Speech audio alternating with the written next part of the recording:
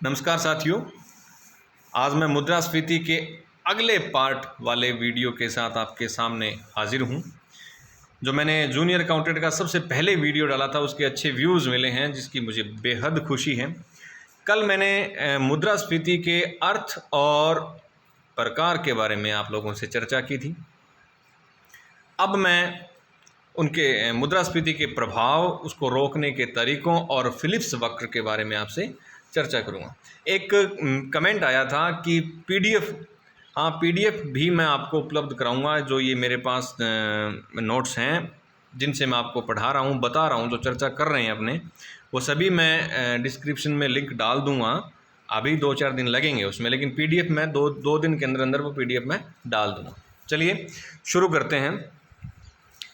मुद्रास्फीति के प्रभाव क्या होते हैं, या प्रभाव से पहले मैं थोड़ा सा फिलिप्स वक्र के बारे में बता देता हूं।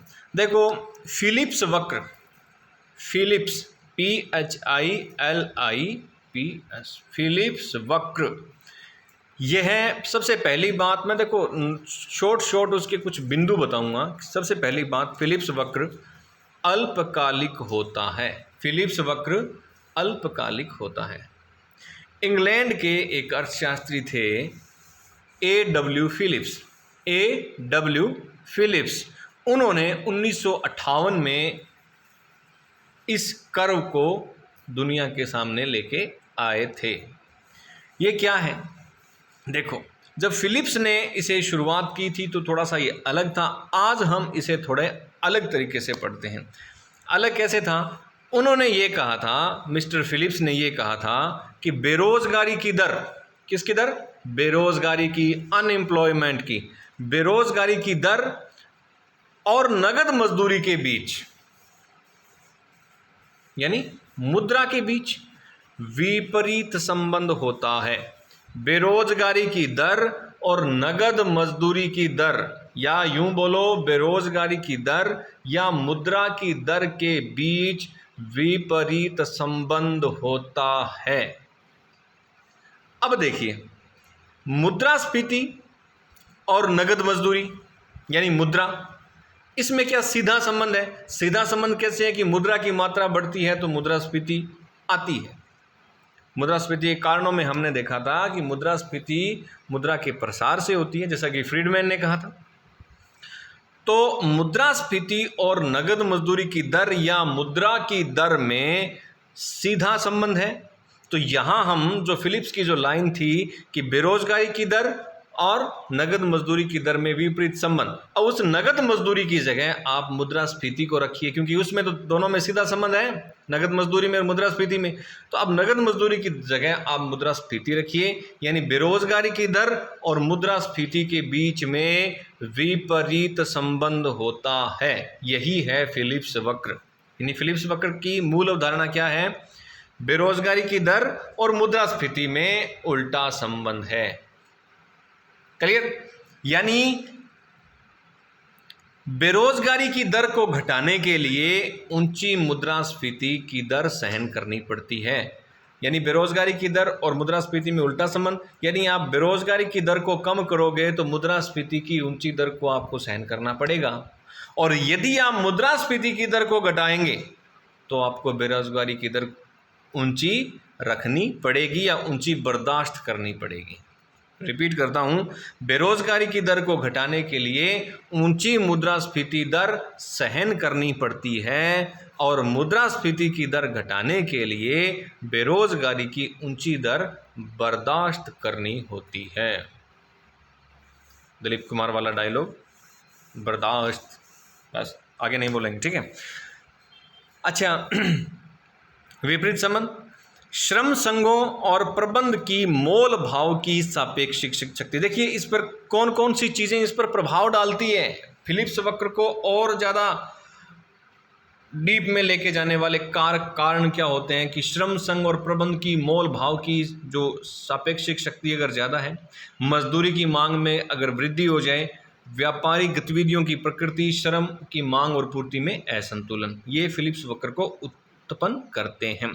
फिलिप्स वक्र को मुद्रास्फीति पर लागू करने का श्रेय, वेरी इंपॉर्टेंट, यानी फिलिप्स वक्र तो बेरोजगारी और मुद्रा के बीच का था। फिर उसको मुद्रास्फीति के साथ जोड़ने का काम किस महान व्यक्ति ने किया था? उस महान व्यक्ति का नाम था mister Paul Samuelson. Paul Samuelson, जिन्होंने फिलिप्स वक्र को मुद्रास्फीति पर लागू किया। यानी नगद मजदूरी की दर की जगह जो मैंने अभी आपको कहा कि आप मुद्रास्फीति शब्द को रखना, ये काम पॉल सैमुअल्सन ने किया था सबसे पहले। तो दीर्घकाल में ये फिलिप्स वक्र है वो अल्पकालीन होता है। ध्यान रखेंगे जब भी कोई क्वेश्चन आता है तो आप ये दिमाग में रखेंगे कि फिलिप्स वक्र अल्पकालीन होता है। दीर्घकाल में फिलिप्स वक्र घुंघराले किस्म का वक्र बना लेता है जो घड़ी के क्रम में आगे की ओर बढ़ता है। अतः दीर्घकाल में बेरोजगारी की स्वाभाविक दर पूर्णतया लंबवत हो जाती है। यानी ऐसे कर्व ऐसे होता है लेकिन दीर्घकाल में लंबवत हो जाती है, इसलिए फिलिप्स वक्र केवल अल्पकाल में लागू होता है। आप इतना ध्यान में रखेंगे तो काफ़ी है। नगद मजदूरी में हुई वृद्धि का केवल वही भाग स्फीति कारक होगा। नगद मजदूरी की दर में, यानी मुद्रा प्रसार की बात कर रहे हैं, तो नगद मजदूरी की दर में हुई वृद्धि का केवल वही भाग स्फीति कारक होगा। यानी केवल वही भाग मुद्रास्फीति का कारण बनेगा जिसका श्रम की उत्पादकता बढ़ाने में योगदान नहीं होता। जिसका श्रम की उत्पादकता बढ़ाने में कोई योगदान नहीं है, उस तक का भाग ही स्फीति कारक होता है। सीधा सीधा ऑप्शनल क्वेश्चन बनता है। वही भाग जो श्रम की उत्पादकता बढ़ाने में सहयोगी नहीं है। यह है फिलिप्स वक्र। मुझे लगता है बड़ा इजी सा टॉपिक है और आप इसे अच्छी तरह समझ गए होंगे। अब हम इसके प्रभाव की बात करते हैं। देखिए, प्रभाव बड़े इम्पोर्टेंट है मुद्रास्फीति के, क्योंकि हमने कारणों में देखा, अर्थ में देखा कि मुद्रास्फीति किस कारण से उत्पन्न होती है, क्यों उत्पन्न होती है, मुद्रा की मात्रा में कैसा परिवर्तन होता है, पूर्ति में कैसा व्यवहार होता है, मांग पक्ष क्या काम करती है। तो देखिए, एक सीधी सीधी बात दिमाग में रखिए आप कि इसमें यह दिमाग में रखेंगे कि जो बिजनेस से रिलेटेड हैं, यानी जो लाभ के दृष्टिकोण से काम करते हैं, वो सभी फायदे में रहते हैं मुद्रास्फीति के दौरान। जो व्यावसायिक दृष्टिकोण से काम करते हैं और जो व्यावसायिक दृष्टिकोण से काम न कर करके जो केवल अपने जीवन यापन के लिए कार्य करते हैं, या यूँ कहें कि उनकी जो वो वेतन भोगी हैं, और परिवर्तनशील वेतन भोगी और स्थिर वेतन भोगी दो प्रकार के होते हैं। जो वेतन भोगी हैं वो नुकसान में होते हैं। मैं थोड़ा अलग अलग इसको खोल के बताता हूँ। जैसे यूँ मानिए आप विनियोजक है, यानी जो इन्वेस्टमेंट करता है। इन्वेस्टमेंट करने वाला विनियोजक है वो लाभ में होता है, क्योंकि वो, मैंने पहले ही कहा कि आप ये मान के चलें कि जो व्यावसायिक दृष्टिकोण रखते हैं वो लाभ में होते हैं। तो विनियोजक है वो व्यावसायिक दृष्टिकोण रखता है, विनियोग किया है, मुद्रास्फीति में रेट बढ़ रही हैं, उसको लाभ हो रहा है। एक वेतन भोगी का मैंने चर्चा की, तो वेतन भोगी दो प्रकार के होते हैं, एक स्थिर वेतन भोगी, एक परिवर्तनशील वेतन भोगी। स्थिर वेतन भोगी कौन? गवर्नमेंट एम्प्लॉय, जिनकी महीने की, एक गवर्नमेंट एम्प्लॉय या कोई भी ऐसा कार्मिक जिसकी महीने की सैलरी फिक्स होती है, यानी उसको मुद्रास्फीति से पहले वाले महीने में भी मान लो किसी को 30,000 रुपये मिल रहे थे और मुद्रास्फीति के दौरान भी उसे 30,000 रुपये ही मिल रहे हैं। अब मुद्रास्फीति में हम जानते हैं कि मुद्रा का मूल्य गिर जाता है, तो 30,000 रुपये थे वो अब, यानी जब मुद्रास्फीति से पहले वो 30,000 रुपये थे तब उनकी वैल्यू 30,000 थी। हम वैल्यू गिर गई, यानी वो 30,000 अब 30,000 नहीं रह के 20,000 भी हो सकते हैं, 25,000 भी हो सकते हैं, 27,000 भी हो सकते हैं, 19,000 भी हो सकते हैं, 30,000 नहीं है, कुछ कम हो गए। वो मुद्रास्फीति की दर पर निर्भर करता है। तो जितनी मुद्रास्फीति की दर होगी उतना ही उस 30,000 का मूल्य कम होगा। तो अब उसकी सैलरी कागजी तौर पर इन रिकॉर्ड तो 30,000 ही है, लेकिन वास्तविक रूप से उसे कम मिल रहे हैं ना, तो वो स्थिर वेतन भोगी हैं, वो हानि में होता है। और परिवर्तनशील वेतन भोगी कौन होते हैं? जो कमीशन पर काम करते हैं, यानी इतना काम करोगे, यानी 4 यूनिट बेचोगे तो आपको 2 रुपये मिलेंगे, किसी वस्तु की आप 8 यूनिट बेचोगे तो आपको 8 रुपये मिल जाएंगे। ये प्राइवेट कंपनीज में कमीशन पर काम करने वाले होते हैं। चूंकि ये लाभ के दृष्टिकोण से, ये बिजनेस वाला माइंड है, यहाँ पर व्यवसायिक दृष्टिकोण है, इसलिए यहाँ पर परिवर्तनशील वेतनभोगी लाभ में रहते हैं। इसी प्रकार हम उपभोक्ता की बात करें, कंज्यूमर की बात करें, क्योंकि उपभोक्ता कोई लाभ के दृष्टिकोण से तो कुछ खरीदेगा नहीं, जो लाभ के दृष्टिकोण से खरीदेगा वो उपभोक्ता नहीं है। उपभोक्ता तो वस्तु का अंतिम रूप से उपभोग करता है, इसलिए वो हमेशा मुद्रास्फीति के दौरान हानि में होता है। ऋणदाता और ऋणी की बड़ी अच्छी बात आती है इसमें। ऋणदाता हानि में होता है और ऋणी लाभ में होता है, यानी जो ऋण देने वाला है, कर्जा देने वाला है, वो हानि में होता है और कर्जा लेने वाला है वो लाभ में होता है। क्यों? भी मुद्रास्फीति से पहले कर्जा देने वाले ने किसी को 100 रुपये दिए, 100 रुपये वैल्यू थी उसकी। अब मुद्रास्फीति चल रही है और उसे वापिस कर्जा मिल रहा है, मतलब वापिस पैसा उसका आ रहा है, रिफंड आ रहा है, तो वो 100 रुपये आए उसके पास, तो अब वो 100 रुपये तो नहीं है, मूलधन तो 100 रुपये ही है, अब वो 100 रुपये नहीं है, क्योंकि अब उसकी वैल्यू कम है। इसलिए ऋण देने वाला हानि में है और ऋणी लाभ में। उसने लिए तो 100 रुपये और वास्तविक रूप से वो 100 रुपये न चुका के 100 से कम चुका रहा है, इसलिए ऋणी लाभ में होता है। अच्छा, पेंशन भोगी वर्ग ये हानि में हैं, डिबेंचर धारक हैं वो हानि में होते हैं, और इसमें निर्यातों में मुद्रास्फीति के दौरान याद रखेंगे, स्टिक क्वेश्चन बनता है, निर्यातों में कमी होती है और आयातों में वृद्धि होती है, क्योंकि जिस देश में मुद्रास्फीति होगी वहाँ पर पूर्ति कम होगी ना, पूर्ति कम होगी तो वहाँ पूर्ति बढ़ाने के लिए आयात बढ़ाने पड़ेंगे। जब पूर्ति देश में ही नहीं हो रही तो निर्यात कहाँ से होंगे? तो निर्यातों में कमी होगी और आयातों में वृद्धि होती है, रोजगार में वृद्धि होती है।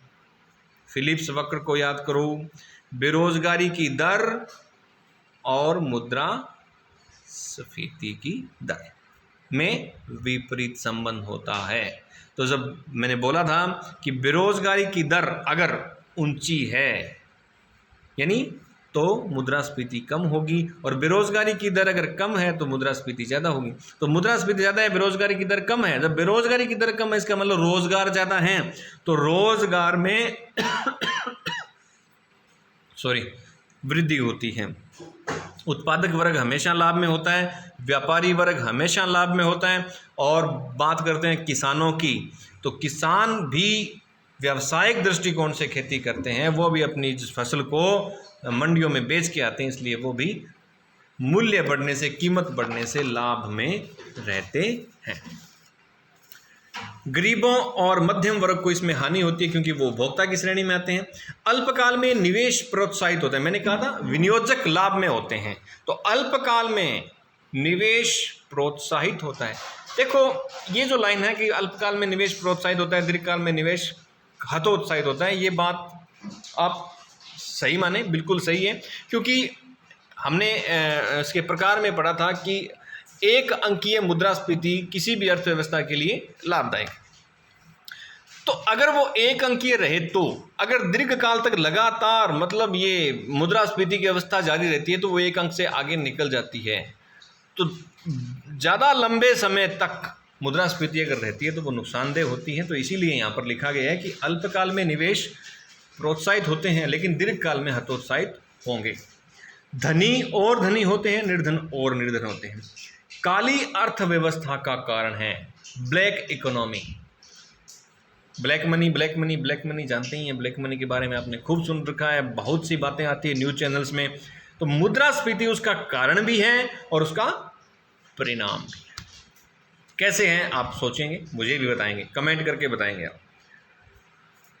एक अर्थशास्त्री में भारत के हैं वकील और ब्रह्मानंद, ये लाल एंड लाल की किताब में स्पष्ट रूप से लिखा हुआ है, वकील और ब्रह्मानंद। इन्होंने इसको मुद्रास्फीति को अदृश्य डाकू कहा था। हम मुद्रास्फीति को हाइड्रा हेडेड मॉन्स्टर यानी कई सिरों वाला राक्षस भी कह सकते हैं, हाइड्रा हेडेड मॉन्स्टर। संसाधनों का इसमें कुआवंटन होता है, कुआवंटन। उत्पादन में कमी होती है, गुणवत्ता में कमी होती है, जमाखोरी और कालाबाजारी बढ़ती जाती है, विदेशी पूंजी में रुकावट आती है और सट्टेबाजी को बढ़ावा मिलता है। सट्टेबाजी को बढ़ावा मिलता है। रोकने के उपाय बताने से पहले मैं मुद्रास्फीति के कुछ महत्वपूर्ण बिंदुओं पर आपसे रूबरू करवाता हूं कि मौद्रिक आय और उत्पादन दोनों बढ़ते हैं। मुद्रास्फीति के दौरान मौद्रिक आय और उत्पादन दोनों बढ़ते हैं। मौद्रिक आय भी बढ़ती है, उत्पादन भी बढ़ता है, लेकिन उत्पादन में वृद्धि मौद्रिक आय की तुलना में कम होती है। ये जो पंक्तियां ना, ये ऑप्शनल क्वेश्चन बनते हैं, उनके जो ऑप्शनल क्वेश्चन के जो ऑप्शन देते हैं ABCD, अगर पजल करने वाला क्वेश्चन बनाना हो तो इन पंक्तियों से उठाया जा सकता है कि मौद्रिक आय और उत्पादन दोनों बढ़ते हैं। मुद्रास्फीति का निम्न में से कौन सी दशा है? आपको ऑप्शन दे दिए जाएंगे। मौद्रिक आय और उत्पादन दोनों बढ़ते हैं, किंतु उत्पादन मौद्रिक आय की तुलना में कम होता है। ये कथन सत्य है, ध्यान रखें। यानी क्यों है, आप इसको भली भांति पहचानते हैं। मैंने इसके बारे में पिछला वीडियो भी बनाया था, अब इसी पर चर्चा कर रहे हैं। यदि मौद्रिक आय स्थिर है किंतु उत्पादन की मात्रा घट जाती है, मौद्रिक आय स्थिर है लेकिन उत्पादन की मात्रा घट जाती है, या मौद्रिक आय और उत्पादन दोनों ही घटते हैं लेकिन उत्पादन अपेक्षाकृत अधिक घटता है। तीनों बातों में एक कॉमन चीज़ क्या ही है कि मौद्रिक आय की तुलना में उत्पादन नीचे रहता है, मौद्रिक आय उत्पादन में कमी रहती है। यानी मौद्रिक आय और उत्पादन दोनों घटे तो उत्पादन में ज़्यादा मतलब कटौती होनी चाहिए, ज़्यादा घटना चाहिए। दोनों बढ़े तो उत्पादन में वृद्धि अपेक्षाकृत कम होनी चाहिए, और अगर मौद्रिक आय स्थिर है तो उत्पादन की मात्रा घटनी चाहिए। अब देखो, मौद्रिक आय बढ़ाने वाले और उत्पादन घटाने वाले कारकों पर आप जरूर ध्यान में रखेंगे। मौद्रिक आय बढ़ाने वाले कारक अच्छे क्वेश्चन बनते हैं, इससे बहुत अच्छे क्वेश्चन बन सकते हैं। मौद्रिक आय बढ़ाने वाले कारक साख का प्रसार, यानी मौद्रिक नीति को मतलब सरल बना दिया जाए। साख, क्रेडिट, उधार का प्रसार, हीनार्थ प्रबंधन, विनियोगों में वृद्धि, विकासात्मक व्यय में वृद्धि, आपातकालीन व्यय में वृद्धि, ऋण अदायगी को बढ़ाया जाए, अनुकूल भुगतान संतुलन, करों में छूट दे दी जाए और काला धन, ये सभी मौद्रिक आय बढ़ाने वाले कारक हैं। उत्पादन में कमी वाले कारक, व्यापार नीति कठोर बना दी जाए, कर नीति कठोर बना दी जाए, जनसंख्या वृद्धि हो जाए, औद्योगिक अशांति हो जाए, प्राकृतिक प्रकोप हो जाए, तकनीकी सुधारों में कमी हो और संग्रह प्रवृत्ति, ये सभी उत्पादन घटाने वाले कारक हैं। अब हम बात करते हैं स्फीति को रोकने के उपाय। स्फीति को रोकने के उपाय देखिए, वीडियो ज़्यादा लंबा नहीं है, 17 मिनट का होगा, कोई बात नहीं। स्फीति को रोकने के उपाय देखो, मौद्रिक उपाय हैं, राजकोषीय उपाय हैं और कुछ अन्य उपाय हैं।